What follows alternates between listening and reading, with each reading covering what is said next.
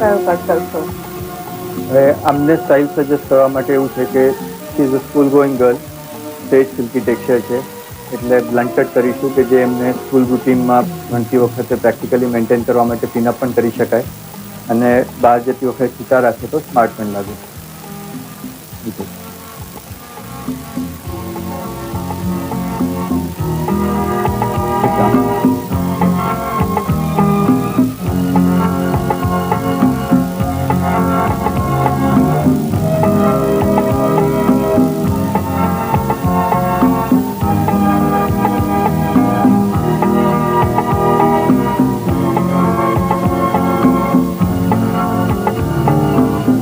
Blunt cut actually એક એવો haircut છે કે જ્યાં 1 ઇંચ પણ લેન્થ કોમ્પ્રોમાઇઝ કરી ના શકાય. એ હેરકટ કર્યા પછી નોર્મલ રૂટીનમાં એને સેટ કરવાની મહેનત કર્યા વગર ઇન્ટર્ન રહેવું જોઈએ કે જે અમે હેરકટ આપીએ એના પછી 1.5 થી 2 મહિના સુધી પરફેક્ટ રહેતું હોય છે. આ જે બ્લન્ટ કટ તમે કહો છો એ કર્લી હેરમાં સારા વધારે લાગે કે સ્ટ્રેટ હેરમાં સારા? Not at all, it has to be always on straight hair. Straight silky texture હોય, જથ્થો ઓછો હોય તો વધારે લાગે, બાઉન્સ આવે વાળમાં.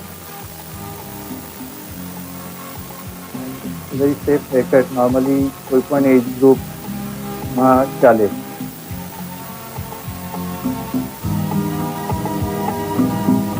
આ કટમાં એવું ખરું કે વ્યક્તિ એકદમ પાતળી હોય કે બહુ જ વજન હોય એ લોકોને ના સારું લાગે એવું કંઈ ખરું?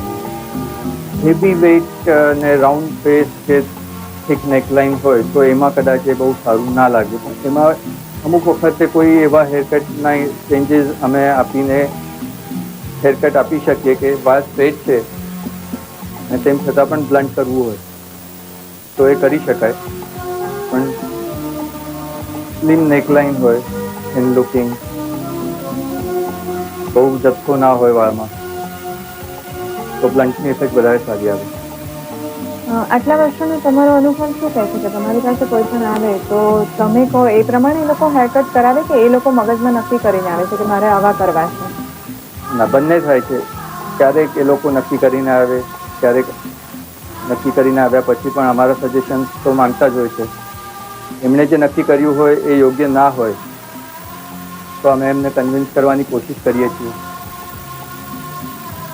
પશ્ચિમના જે દેશો છે ત્યાં આ સ્ટાઇલ ચાલે છે કે એ લોકો વધારે શોર્ટ કટ કરાવતા હોય છે, એવી રીતે હોય છે? ત્યાં આ સ્ટાઇલ પણ ચાલે છે, આના કરતાં વધારે શોર્ટ વધારે ચાલે છે. અને હેરસ્ટાઇલ માટેનું એવું છે કે જ્યારે ફેશનમાં શું છે એને વધારે ધ્યાનમાં રાખવાની જરૂર નથી. દરેક પર્ટિક્યુલર ઇન્ડિવિજ્યુઅલ સાથે એના વાળને ધ્યાનમાં રાખીને જે સ્ટાઇલ સારી લાગે એ જ મેન્ટેન કરેલી રાખવી સારી.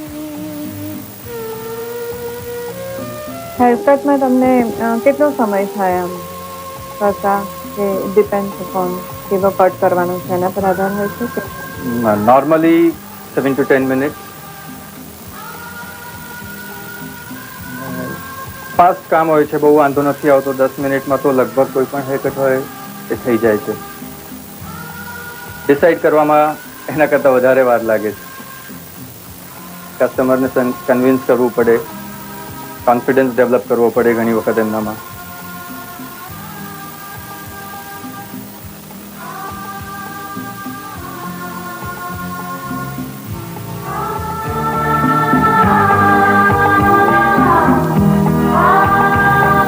હવે આમના હેરકટ આપણે કરી લીધા પછી આમાં બ્લો ડ્રાય કરીને સેટ કરીશું કે જેના કારણે ફિનિશ્ડ લુક આવે.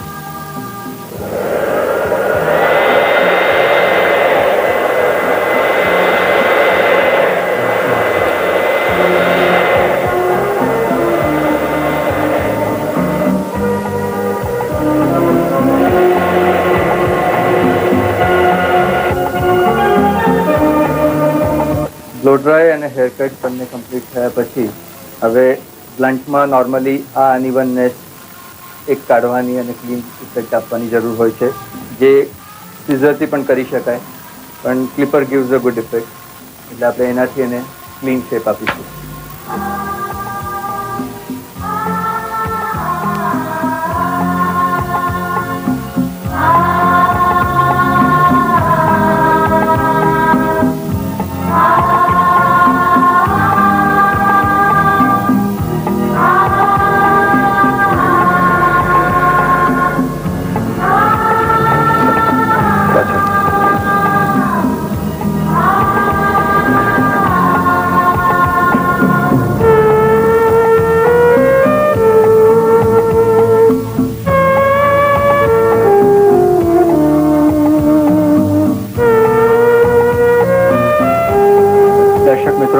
જોયું કે this is the finished look. Complete haircut થઈ ગયા પછી આ સ્કૂલ ગોઈંગ ગર્લ અને સ્કૂલ રૂટીનમાં પિનઅપ પણ કરી શકે અને છૂટા રાખવા હોય તો બધા વન સાઈડ આ રીતે ખુલ્લા રાખીને એક સાઈડ કાનની પાછળ રાખવી હોય તો એ રીતે પણ રાખી શકે.